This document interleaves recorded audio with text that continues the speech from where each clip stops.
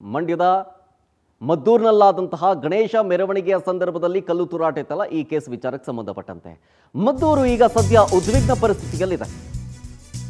ಗಣೇಶ ಮೆರವಣಿಗೆ ಸಂದರ್ಭದಲ್ಲಿ ಕಲ್ಲು ತೂರಾಟ ಆಗಿ ಈಗ ಮದ್ದೂರು ಉದ್ವಿಗ್ನ ಪರಿಸ್ಥಿತಿಯಲ್ಲಿದೆ. ಈ ಘಟನೆಯನ್ನ ಖಂಡಿಸಿ ಪ್ರತಿಭಟನೆ ಮಾಡಲಾಗ್ತಾ ಇದೆ ಹಿಂದೂ ಸಂಘಟನೆಗಳಿಂದ. ಟೈರ್ಗೆ ಬೆಂಕಿ ಹಚ್ಚಿ ಜೈ ಶ್ರೀರಾಮ್ ಅನ್ನೋ ಘೋಷಣೆ ಮೊಳಗ್ತಾ ಇದೆ. ಜೊತೆಗೆ ಮಹಿಳೆಯರು ಕೂಡ ಈ ಪ್ರತಿಭಟನೆಯಲ್ಲಿ ಭಾಗವಹಿಸಿ ಆಕ್ರೋಶವನ್ನ ಹೊರಹಾಕ್ತಾ ಇದ್ದಾರೆ. ನಿಷೇಧಾಜ್ಞೆ ಜಾರಿಯಾಗಿದೆ, ಅದರ ನಡುವೆಯೂ ಸಾವಿರಾರು ಜನ ಜಮಾವಣೆ ಆಗ್ತಾರೆ, ಪ್ರತಿಭಟನೆ ಮಾಡೋದಕ್ಕೆ ಮುಂದಾಗಿದ್ದಾರೆ. ಹಿಂದೂ ಸಂಘಟನೆಗಳ ಪ್ರತಿಭಟನೆಗೆ ಬಿಜೆಪಿ ಮುಖಂಡರು ಸಾಥ್ ಕೊಡ್ತಾ ಇದ್ದಾರೆ. ನಿಷೇಧಾಜ್ಞೆಯ ನಡುವೆಯೂ, ಮಾರ್ಕ್ ಮಾಡಿ ಹೇಳ್ತಾ ಇದ್ದೀನಿ ಮತ್ತೊಮ್ಮೆ, ನಿಷೇಧಾಜ್ಞೆಯ ನಡುವೆಯೂ ಭಾರೀ ಸಂಖ್ಯೆಯಲ್ಲಿ ಜನ ಸೇರಿದ್ದಾರೆ. ಗುಂಪು ಚದುರಿಸೋದಕ್ಕೆ ಪೊಲೀಸರು ಸರ್ಕಸ್ ಮಾಡಬೇಕಾಗಿ ಬಂತು. ಲಘುಟ ಲಾಠಿ ಪ್ರಹಾರ ನಡೆಸಲೇಬೇಕಾಯಿತು. ಜೊತೆಗೆ ಈ ಘಟನೆ ಸಂಬಂಧ ತಪ್ಪಿತಸ್ಥರು ಯಾರೇ ಆಗಿದ್ರು ಕೂಡ ಅವರನ್ನ ಈ ಕೂಡಲೇ ಅರೆಸ್ಟ್ ಮಾಡೋದಕ್ಕೆ ಸಿಎಂ ಸಿದ್ದರಾಮಯ್ಯನವರು ಸೂಚನೆ ಕೊಟ್ಟಿದ್ದಾರಂತೆ. ನೋಡಿ ಮದ್ದೂರಿನ ಪರಿಸ್ಥಿತಿ ನೋಡಿ. ಪೊಲೀಸರು ನಿಯಂತ್ರಣ ಮಾಡೋದಕ್ಕೆ ಹರಸಾಹಸವನ್ನ ಪಡಬೇಕಾದಂಥ ಪರಿಸ್ಥಿತಿ ನಿರ್ಮಾಣ ಆಯಿತು. ಪ್ರತಿ ವರ್ಷವೂ ಕೂಡ ಗಣಪತಿಯನ್ನ ವಿಸರ್ಜನೆ ಮಾಡೋ ಸಂದರ್ಭದಲ್ಲಿ ಈ ರೀತಿಯಾದಂತಹ ಘಟನೆಗಳು ನಡೀತಾನೆ ಇರ್ತವೆ. ಈ ವರ್ಷವೇ ಒಂದು 3-4 ಘಟನೆ ಆಯಿತು ಈ ವರ್ಷ. ನಿಷೇಧಾಜ್ಞೆ ಇದೆ, ನಿಷೇಧಾಜ್ಞೆಯ ನಡುವೆಯೂ ಕೂಡ ಸಾವಿರಾರು ಜನರು ಅಲ್ಲಿ ಜಮಾವಣೆ ಆಗ್ತಾರೆ. ಮತ್ತೊಂದು ಕಡೆ ಹಿಂದೂ ಸಂಘಟನೆಗಳು ಪ್ರತಿಭಟನೆ ಮಾಡೋದಕ್ಕೆ ಮುಂದಾಗಿದೆ. ಈ ಪ್ರತಿಭಟನೆಗೆ ಬಿಜೆಪಿ ಮುಖಂಡರು ಸಾಥ್ ಕೊಟ್ಟಿದ್ದಾರೆ. ಟೈರ್ಗೆ ಬೆಂಕಿ ಹಚ್ಚಿ ಜೈ ಶ್ರೀರಾಮ್ ಅನ್ನುವಂಥ ಘೋಷಣೆ ಕೂಗ್ತಾ ಇದ್ರು. ಸೊ ಹಾಗಾಗಿ ಗುಂಪನ್ನು ಚದುರಿಸಬೇಕಾಗಿತ್ತು. ಪೊಲೀಸರು ಎಷ್ಟೇ ಟ್ರೈ ಮಾಡಿದ್ರು ಕೂಡ ಆಗಲಿಲ್ಲ. ನೋಡಿ, ಟೈರ್ಗೆ ಬೆಂಕಿ ಹಚ್ಚಿ ಆಕ್ರೋಶವನ್ನು ಹೊರಹಾಕ್ತಾ ಇದ್ದಾರೆ. ಜೊತೆಗೆ ಮಹಿಳೆಯರ ಸಿಟ್ಟು ನೋಡಿ, ತಮ್ಮ ಆಕ್ರೋಶವನ್ನು ಹೊರಹಾಕ್ತಾ ಇರುವಂಥ ಮಹಿಳೆಯರು. ಜೊತೆಗೆ ಚದರಿ ಹೋದರಲ್ಲ, ಪ್ರತಿಭಟನೆಯ ಸಂದರ್ಭದಲ್ಲಿ ಪೊಲೀಸರು ಲಘು ಲಾಠಿ ಪ್ರಹಾರ ಮಾಡೋದಕ್ಕೆ ಮುಂದಾದಾಗ ಎಲ್ಲೆಂದರಲ್ಲಿ ಚಪ್ಪಲಿಗಳು ಬಿದ್ದಿದ್ದಾವೆ ನೋಡಿ.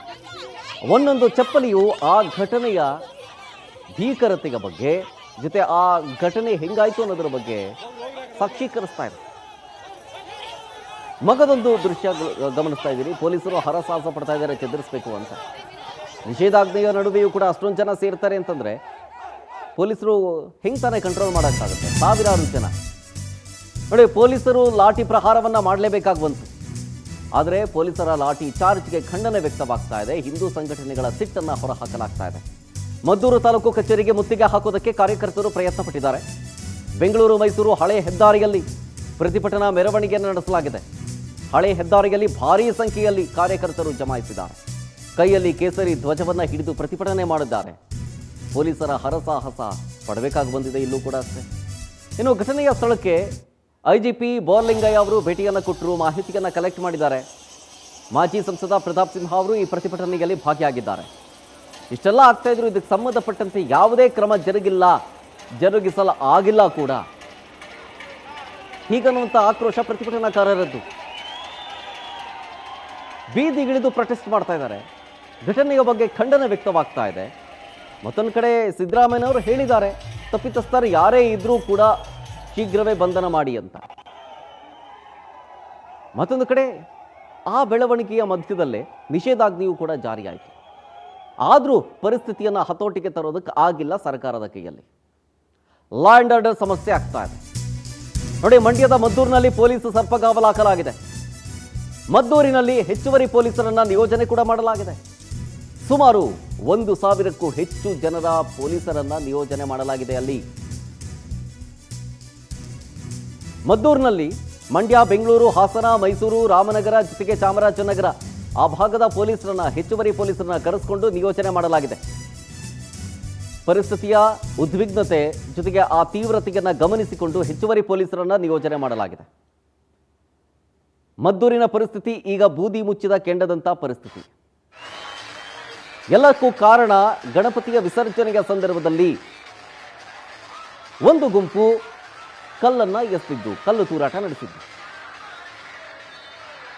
ಪರಿಸ್ಥಿತಿಯನ್ನ ನಿಯಂತ್ರಣಕ್ಕೆ ತರುವಲ್ಲಿ ಪೊಲೀಸರು ಎಷ್ಟೇ ಹರಸಾಹಸ ಪಟ್ಟು ಕೂಡ ಆಗಲಿಲ್ಲ. ಲಘು ಲಾಠಿ ಪ್ರಹಾರ ಮಾಡಲೇಬೇಕಾಗ ಬಂತು. ಅದೇ ಲಾಠಿ ಪ್ರಹಾರವನ್ನು ಖಂಡಿಸಿ ಮತ್ತಷ್ಟು ಕಾರ್ಯಕರ್ತರು ಆಕ್ರೋಶವನ್ನು ಹೊರಹಾಕಿದ್ರು. ಈಗ ನೋಡಿ, ಇಡೀ ಮದ್ದೂರಿನಾದ್ಯಂತ ಜನಸಾಗರವೇ ಹರಿದು ಬಂದಿದೆ.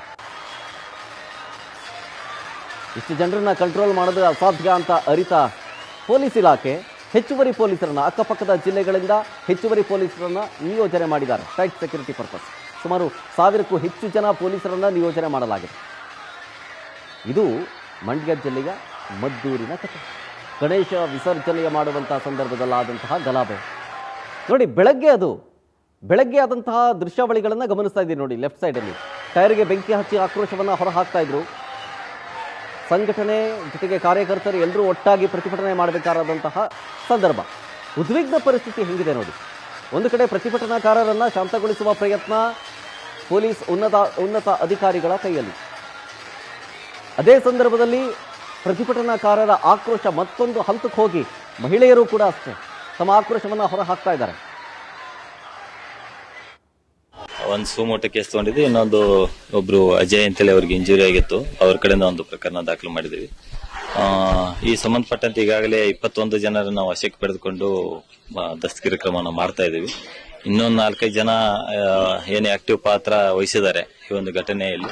ಕಲ್ಲು ತೂರಾಟ ಮಾಡಿದ್ದಾರೆ, ತಳ್ಳಾಟ ಮಾಡಿದ್ದಾರೆ ಅಂತವ್ರನ್ನ ಸಹಿತ ನಾವು ಐಡೆಂಟಿಫೈ ಮಾಡಿದೀವಿ. ಆದಷ್ಟು ಬೇಗನೆ ಎಲ್ಲ ಆರೋಪಿತರನ್ನ ಅರೆಸ್ಟ್ ಮಾಡೋದು ಕ್ರಮ. ಘಟನೆ ಇದು ಈ ಒಂದು ರಾಮ್ ರಹೀಂ ನಗರ್ ಅಂತೇಳಿ ಈ ಒಂದು ಏರಿಯಾದಲ್ಲಿ ಪ್ರೊಸೆಷನ್ ಮೊದಲಿಂದ ಬರ್ತದೆ. ಸೊ ಈ ಮಸೀದಿ ಇತ್ತೀಚೆಗೆ ಆಗಿದೆ ಅಂತೇಳಿ ಹೇಳ್ತಾರೆ. ಸೊ ಈ ಒಂದು ಮಸೀದಿ ದಾಟಿ ಒಂದು 50 ಮೀಟರ್ ದೂರ ಮುಂದೆ ಹೋದಾಗ ಪಕ್ಕದ ಒಂದು ಏರಿಯಾದಿಂದ ಏಕಾಏಕಿ ಕಲ್ಲುಗಳು ಬಂತು ಅಂತೇಳಿ ಪ್ರೊಸೆಷನ್ ಅಲ್ಲಿ ಇದ್ದವರು ಸಹಿತ ಅಬ್ಜೆಕ್ಟ್ ಮಾಡಿ ನಿಂತ್ಕೊಂಡಿದ್ದಾರೆ. ಆ ಒಂದು ಸಂದರ್ಭದಲ್ಲಿ 2 ಕಡೆಯಿಂದ ಸ್ವಲ್ಪ ಕಲ್ಲು ತೂರಾಟ ಆಗಿದೆ. ನಮ್ಮ 3 ಜನ PSIಗಳು ಮತ್ತು 8-10 ಜನ ನಮ್ಮ ಸಿಬ್ಬಂದಿಗಳಿದ್ರು. ಅವರು ಕೂಡಲೇ ಅವರನ್ನ ಡಿಸ್ಪರ್ಸ್ ಮಾಡಿಸಿ ಪರಿಸ್ಥಿತಿ ತಿಳಿಗೊಳಿಸಿದ್ದಾರೆ. ತದನಂತರದಲ್ಲಿ ಸ್ವಲ್ಪ ಜನ ನ್ಯಾಯ ಬೇಕು ಅಂತೇಳಿ ಕೇಳ್ಕೊಂಡು